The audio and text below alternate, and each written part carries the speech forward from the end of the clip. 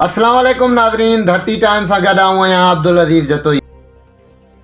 कश्मीर में मेरा आप सिंधी जी ख़बर शामिल कंदासीं। पीपुल्स स्कूल कश्मीर में सिंध एजुकेशन फाउंडेशन ऐं गज़ाली एजुकेशन फाउंडेशन ट्रस्ट पारां यौम यकजहती कश्मीर ॾियारो मल्हायो वियो। कश्मीर बनेगा पाकिस्तान जे फ्लिंग शगाफ़ नारनि सां स्कूल जो अहातो गूंजण लॻो। यौम यकजहती कश्मीर ॾियारे जे मुनासिबत सां कश्मीर जे सरदारों लिंक रोड ते क़ाइम पीपुल्स स्कूल कश्मीर में सिंध एजुकेशन फाउंडेशन ऐं गज़ाली एजुकेशन ट्रस्ट पारां यौम यकजहती कश्मीर ॾियारे वॾे जोश ऐं जज़्बे सां मल्हायो वियो।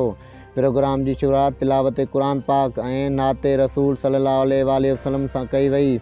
स्कूल में शागिर्दनि पारां कश्मीर सां यकजहती जो इज़हार तौरु मुख़्तलिफ़ टेबलो ऐं कश्मीरी नगमनि सां कयो वियो। महिमान ख़ासि प्रोजेक्ट मैनेजर जुनैद अहमद, आमिर हुसैन कलोड़ो vice principal academic incharge sir Asghar Ali, तिलावत क़ुरान पाक आमिर हुसैन, नाते रसूल सल्लल्लाहु अलैहि वसल्लम लाइ आमिर हुसैन बुरड़ो, उर्दू तकरीर लाइ शगुफ्ता नाज़, तकरीर लाइ इंतज़ार मेहदी टेबलो हबीबुल्ला मसूद, ग्रुप जा छोड़ दे मेरी वादी टेबलो सिकंदर अली खोसो, ग्रुप कश्मीर मिली नगमा मोहम्मद अली सोलंगी।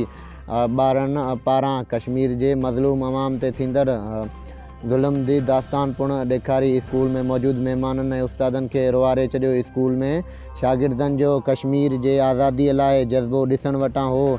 संदसि शागिर्दनि ऐं उस्तादनि जो चवणु हो त कश्मीर पाकिस्तान जो हिसो आहे ऐं उन ते क़ाबिज़ भारतीय फ़ौज जेका कश्मीरी अवाम सां ज़ुल्म ऐं जबर करे थी। इंशाअल्लाह उहो ॾींहुं परे नाहे जॾहिं कश्मीर पाकिस्तान वटि हूंदो। उन्हीअ भारतीय फ़ौज खां ॻोल्ही कश्मीर जी मज़लूम अवाम सां गॾु थींदड़ मज़ालिम जो हिसाबु वठंदासूं। आख़िर में पाकिस्तान ऐं कश्मीर जी भलाई लाइ दुआऊं पिणु घुरियूं वयूं ऐं प्रोग्राम जो इख़्तिताम थी वियो।